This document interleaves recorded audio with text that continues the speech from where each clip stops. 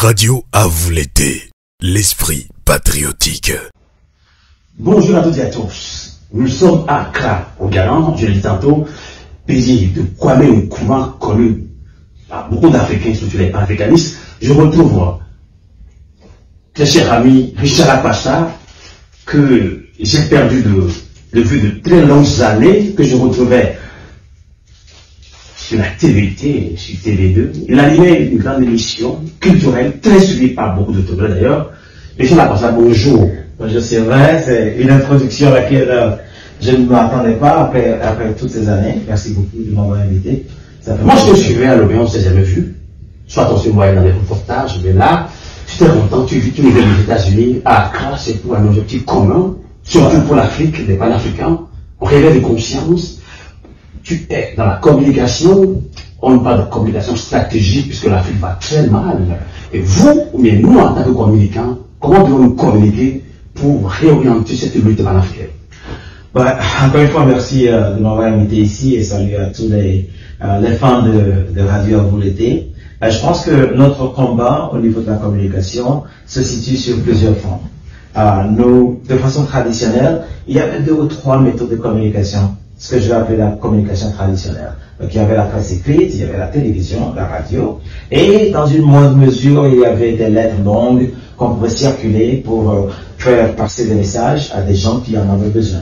Et puis plus tard, à l'ère d'Internet, les choses ont commencé à s'accélérer très rapidement et nous avons assisté à des blogs, nous avons assisté à des sites Internet, à YouTube, Facebook, Instagram. Et alors, la dernière chose qui est apparue il n'y a pas longtemps, mais qui était là depuis longtemps, dont nous avons pris conscience de façon spectaculaire cette année, c'est l'intelligence artificielle. Alors, ce que l'intelligence artificielle comme défi pose comme défi à nous tous, c'est que l'information la vraie peut se faire passer pour une information fausse, et la fausse information peut se faire passer pour la vraie information, ou alors il y a une sorte de confusion, il y a une sorte de salade au niveau de la perception de la vérité qui n'est pas évidente. Alors, le danger pour tout cela et pour une population telle que l'Afrique, c'est que nous devons communiquer, nous devons former nos populations à être au courant de comment distinguer des informations qui sont produites de façon artificielle. Avoir un esprit de discernement. Esprit de discernement, esprit de critique et surtout questionner tout. Questionner tout ce que vous voyez, questionner tout ce que vous lisez, essayer de retrouver une information sur plusieurs sources avant de considérer cette information comme une information vraie. Mais cela ne veut pas dire que des révélations se situeront sur plusieurs médias ou plusieurs sources au même moment. Mais il est important que nous puissions faire notre travail de communicant afin que la population sache que ce que vous lisez sur Facebook n'est pas toujours vrai. Même si ça apparaît vrai, parce que l'intelligence artificielle est très capable de manipuler, d'inventer et de créer de façon très réalistique, et ça peut induire les gens en erreur. Ça, c'est la nouvelle frontière de ce que nous avons comme tâche à accomplir. Je ne veux pas trop te retenir. Quelle est la raison de ta présence ici au Ghana, le pays de Kwame Nkrumah? Le pays de Kwame Nkrumah, c'est naturellement. Pourquoi tu es là? Mais je peux te mentir en te disant que ma maman est du Ghana.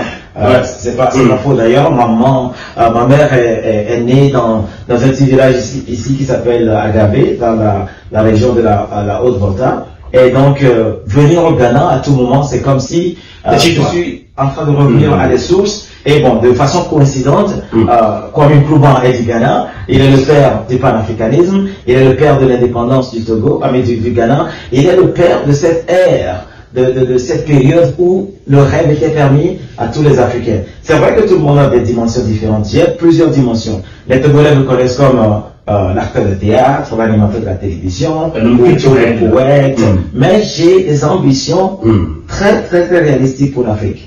Je me rends compte politique aussi? Non, pas politique. Je ne serai jamais élu, je ne serai jamais nommé quelque part à un poste que ce soit. Je me considère beaucoup plus comme panafricain, je me considère comme un panafricaniste, un activiste qui œuvre à ce que le vrai visage de l'Afrique lui soit retourné. J'ai l'impression qu'après les indépendances, à travers les dictatures, les coups d'État, nous avons mis un masque sur la beauté de notre continent d'Afrique. Alors, il m'est important, à mon âge, de tomber dans l'arène et de combattre aux côtés de mes amis, de mes camarades, pour que nous puissions ramener à l'Afrique l'honneur qui lui a été volé et la dignité qui lui a été dérobée. Voilà la présence, ce qui explique ma présence ici à Accra, aux côtés de mes amis de la Ligue civile togolaise. D'accord.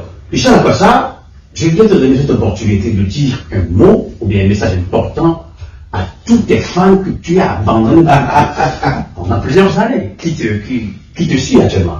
Richard Akwassa. Alors, j'ai rencontré Bédou Okouta à Paris lorsque j'avais quitté Lomé. Et il m'avait dit quelque chose qui m'a toujours fasciné. Bédou m'avait dit que la seule raison pour laquelle certains d'entre nous, à la télévision, avons duré aussi longtemps, c'est que ce n'est pas tant que nous donnions du plaisir au public, mais c'est parce que le public nous donnait du plaisir et nous nous efforcions, dans la mesure du possible, à fournir à ce public ce que le public méritait. J'espère humblement que j'ai joué ma part dans cette partition. Je suis reconnaissant, j'ai de la gratitude pour tous ceux qui m'ont considéré à un moment comme un porte-étendard de la culture, de la musique et aussi de la critique littéraire au Togo. Mais je pense que la vie est faite de plusieurs saisons et je suis dans la saison de ma vie où, sans tourner le dos à tout ce qui est culturel, à tout ce qui est littéraire, à tout ce qui est culturel, je pense que le temps est venu pour que nous puissions léguer une Afrique meilleure à nos enfants. Et c'est là où se situe mon combat présentement. Je te remercie beaucoup, Richard Akwassa. C'est un plaisir. L'homme n'a pas changé de ton, ni de voix, ni de populance. Richard Akwassa. Merci beaucoup. Bon retour aux États-Unis. À vous l'été. À vous l'été. Le combat continue. La lutte continue. La lutte continue. La lutte continue. Chers amis, vous l'avez suivi à vous l'été. Comme le dit les Tchènes, Koukoulé, Titita et Ambambara, Omari, Keleke, Tani. Bonsoir et bonjour.